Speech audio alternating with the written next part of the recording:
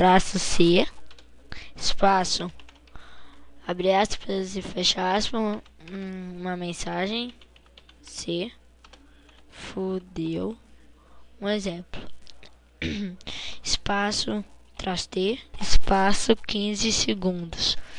Aqui é o segundo, você coloca o tempo que você quiser. Vai em arquivo, salvar como. Eu vou colocar mais. Zoom.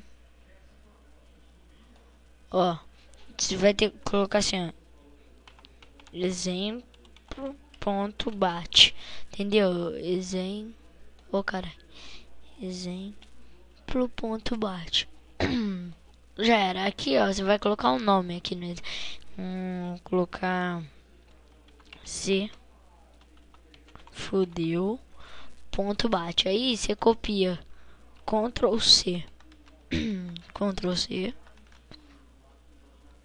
Deixa eu diminuir. Você fudeu. Aí você copia. Ctrl C. Seleciona e copia. No desktop para ir mais rápido, salva. Pronto. Agora cria um atalho. Criar atalho.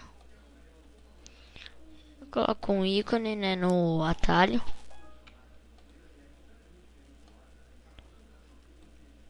Vou colocar esse daqui mesmo. Pronto, aí clique em cima dos dois, vem aqui, ó, adicionar para o arquivo. Aqui você vai deixar RAR. Aqui, ó, criar arquivo CFX, tá? Vai avançado.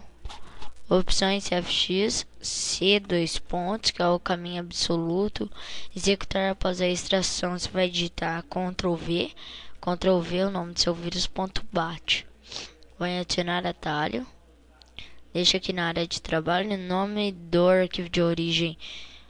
C fudeu.bat, que é o nome do vírus.bat. Pasta de destino é C, dois pontos. Barra invertida Windows. Barra invertida System 32. Vai em nome do atalho, Ctrl V, né? Que é o nome do seu vírus.bat.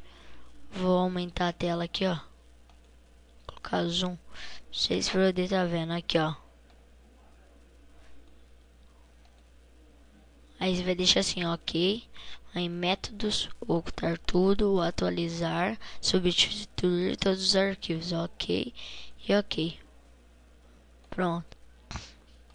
Esses daqui você pode excluir. E aqui tá o vírus. Aqui vai deletar o Windows, não clique. Você pode assim, ó. Aí pronto. Gera. Pronto, o vírus está aqui, galera.